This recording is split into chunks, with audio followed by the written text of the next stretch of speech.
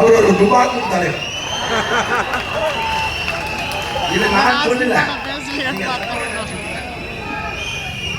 டுபாக்கு politician இன் இந்தியான்னு கூகுள்ல போடு, அவர் வருவார். பாதையை தேடாதே உருவாக்குன்னு எங்க தலைவர் மேலுக்கு சொன்னார். இவர் போதையை தேடாதேங்கிற அளவுக்கு வந்துட்டார். இவர் வந்து நம்ம தளபதி பார்த்து சொல்றார், இந்த பக்கம் நில்லு, இல்ல அந்த பக்கம் நில்லு, முதல்ல நீ எந்த பக்கம் சொல்லு. அதுக்கு முன்ன கட்சி ஆரம்பிக்கிற முன்ன வரைக்கும் தம்பி அரசியலுக்கு வரணும், தம்பி கொடி போட்டா வாழ்த்துக்கள், தம்பி மாநாடு நடத்தினா வாழ்த்துக்கள். பங்கன்ல இவர் யாருன்னு நம்ம தளபதி பாட்டு கேட்கிறாங்க. என் தம்பி அன்னைக்கே எனக்கு பக்கம் இருந்தது. ஆக சிறந்த ஒரு அயோக்கியனுக்கு ஆக சிறந்த ஒரு புனிதன் எப்பரா தம்பியா இருக்க முடியும்? இருந்தாலும் அவரை நான் துணை முதல்வர். யார துணை முதல்வராங்க?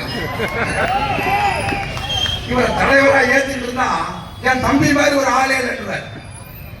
தருதலைகளை எல்லாம் தலைவர்களாக ஏற்றுக்கொள்கிற பக்குவம் தமிழக வெற்றி கழகத்துக்கு ஒருவோ இல்லை என்பதை எங்கள் தலைவர் நிரூபித்து இவரு நம்மள சொல்ற. அரசியல் தெரியாது, கொள்கை இல்லை, கோட்பாடு இல்லை. எதுக்கு பயப்படுற?